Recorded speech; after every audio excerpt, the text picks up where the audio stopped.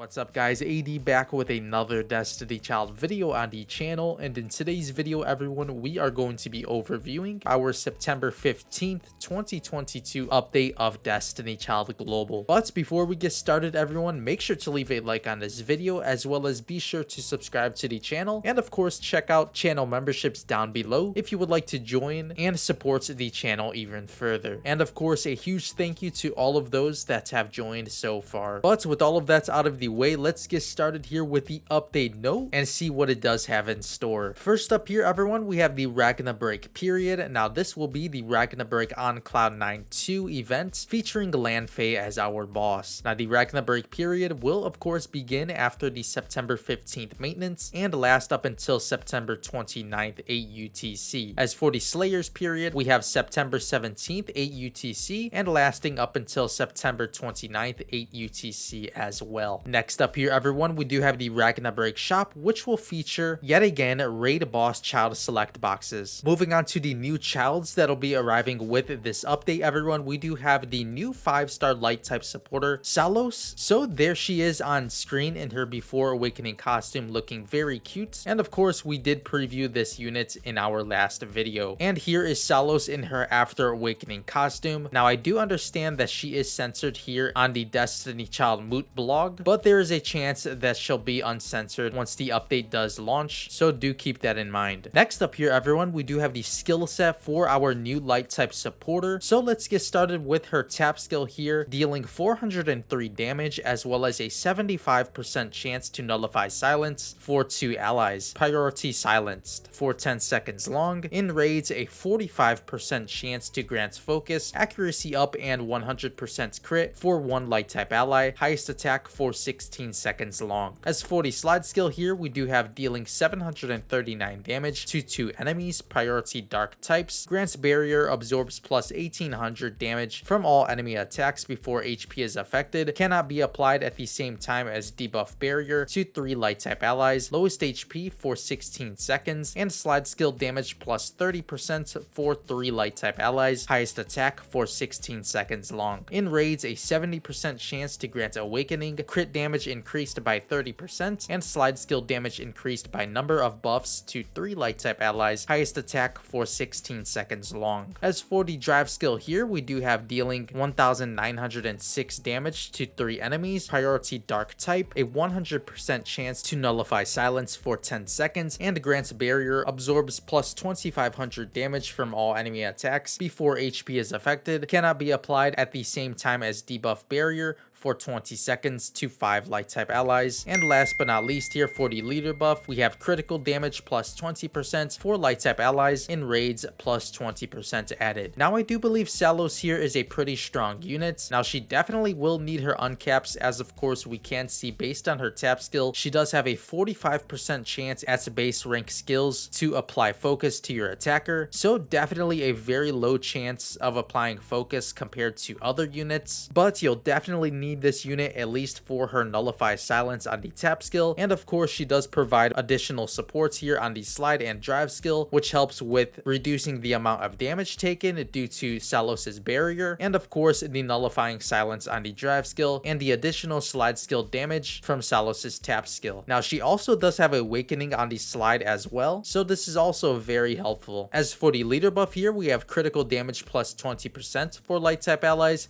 and in raids plus 20% added. Now this leader buff is pretty decent, but you'll probably opt in to use a leader buff like Light Samils. So make sure to let me know what you guys do think of Sallos overall. Now I definitely do think she's a very beautiful unit, so I'll be sure to summon this one up. Next up here everyone, we do have the skill revisions for our dark type debuffer, of course being Lanfei. Now we did discuss these skill changes in our previous video and speculated a bit, but now we do have the official skill set here for the global version. So let's get started with the tap skill here, dealing 387 damage, attack minus 15% for 10 seconds, and a 65% chance to remove 1 buff. As for the slide skill here, dealing 608 damage and 600 ignore defense damage to 2 enemies, highest attack, drive gauge minus 10% for 2 enemies. As for the drive skill here, Black Lotus, dealing 2012 damage to 3 enemies, priority highest defense, a 70% chance to remove all buffs, and a drive gauge minus minus 10% for 3 enemies. As for the leader buff here, attack minus 15% for all enemies. In PvP, attack minus 25% for light type enemies. So a very decent skill revision here compared to Lanfei's current skill set, and I'm definitely interested to see how she does pan out in areas like Endless Duel due to her being able to remove buffs on her tap skill now, and of course having the additional damage here on her slide with the ignore defense. Now the drive skill here is also very nice as well, since she can remove all buffs from 3 enemies, so it'll be very interesting if this unit does tend to be used more often. Now make sure to let me know what you all do think of her skill set down below. Next up here everyone, we do have the confirmed skill revisions for the light type supporter Neamhain. So here we are with the tap skill dealing 381 damage, a 70% chance to remove death heal from 2 allies with a death heal, and a 60% chance to grant skill gauge full charge to 1 light type ally highest attack. As for the slide skill here, dealing 663 damage, grant attack plus 40% to 3 light type allies, highest attack for 16 seconds long. In raids, grant skill damage plus 35% for 3 light type allies, highest attack for 16 seconds long. As for the drive skill here, dealing 1763 damage to 3 random enemies, attack plus 110% for 2 allies, highest attack for 20 seconds long, and nullify silence for 10 seconds. As for the leader buff here, debuff evasion plus 15% for light type allies, in raids plus 15% added. So definitely a significant increase here to her skill set. Now I would definitely say she is a very viable light type supporter now due to the slide skill increases, so she'll definitely be very useful in the upcoming Ragna break event due to the skill damage changes as well as the attack plus. Now the drive skill here is also very helpful with the plus 110% for 2 allies, so definitely some amazing changes here for our Neamhain. Next up here everyone, we do have the new costumes that'll be arriving with this update. So to get started, we have Night of Drinking Lanfei. So as you can see, no censorship for this costume, so I'm very happy with that, and you'll be able to obtain this costume throughout her event. Next up here everyone, we do have Neamhain's new costume, and this one here will be featured in a premium package, but will be added to the Rebirth costume shop after the October 13th update. Next up here everyone, we do have Autumn Eve, and this will be available to obtain for free throughout the Watermelon Collection event, and it will also be added to the costume shop after the October 13th update. Next up here everyone, we do have the Hot Spring costume for Sagacious Sallos. Now moving on to the new soul cartas arriving with this update as well, we do have 5-star Shaman's Tan. So as you can see on screen, we do have a beautiful carta featuring Arat as well as Kalaratri on the beach, so a very nice one here. Make sure to let me know what you guys do think of this new soul carta. And as for the stats here, we do have the level 1 normal soul carta applying HP and attack 1115 and 625 attack, and for the option here, when equipped, increase skill gauge charge speed by 10% in raid light type exclusive. So definitely a very amazing soul carta here, and it will be very useful for the event. Moving on to the next soul carta here, we do have one featuring Nautilus on the beach as well, looking very beautiful. So make sure to let me know what you guys did think of the second soul carta as well. And as for the option of this soul carta, we do have level 1 normal, and the stats being attack as well as defense, 715 attack and 665 defense. And for the options here, we have increased disable debuff evasion by 20% in PvP defender exclusive. Moving on to the events tab everyone, we do have all type daily dungeons will be open after the September 15th maintenance and last up until September 29th 8 UTC. Moving on to the second event here, we do have the Stripe Ring Collection event. So as you can see, we'll be able to acquire watermelons throughout this one, similarly to the coconut drink missions we just went throughout the Anemone event. Next up here everyone, we do have the third event featuring Evolution Road. As for our fourth event everyone, we do have the Watermelon Collection event, which will begin after the maintenance and last up until October 13th until maintenance, and you'll be able to bring your watermelons to the Hephaestus Forge, and you'll be able to craft tons of rewards here. As you can see on screen,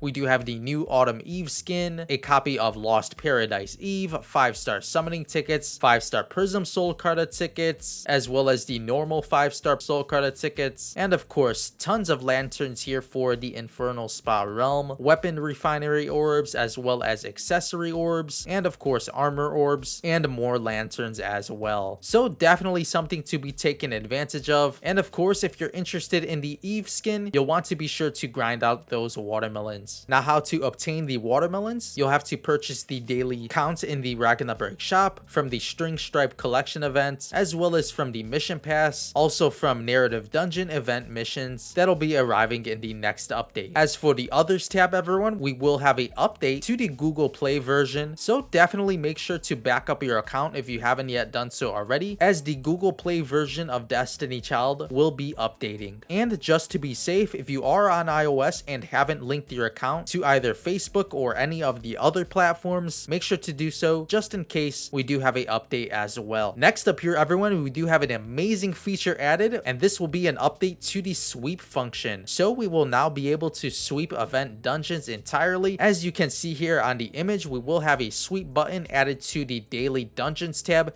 and you'll be able to sweep all of your evolution as well as child enhancement dungeons. So a very nice quality of life change here, and honestly, Destiny Child has been on fire with these, so hopefully you all are excited for this. We also do have another quality of life change here, featuring skill reserve will be added to Endless Duel. So now you can specify the order of use for drive skills and non-drive skills in the Endless Duel area of the game, so be sure to take advantage of this and apply your best child skills. We also do have new recipes added to the Hephaestus Forge for the others tab, as we can now disassemble evolution material. But anyways, everyone, that'll pretty much do it for the September 15th 2022 update note overview for Destiny Child Global. Make sure to let me know in the comment section below if you guys are excited for our upcoming events, and of course, what do you all think of the upcoming childs, as well as the amazing quality of life changes arriving on the global version very soon. But before you go, everyone, make sure to leave a like on this video, as well as make sure to subscribe to the channel, and of course check out channel memberships down below, as well as my Twitch live stream channel if you're interested in stopping by for a Destiny Child live stream sometime. But with all of that being said, I'll catch you all in the next Destiny Child video. As always, thank you all so much for watching.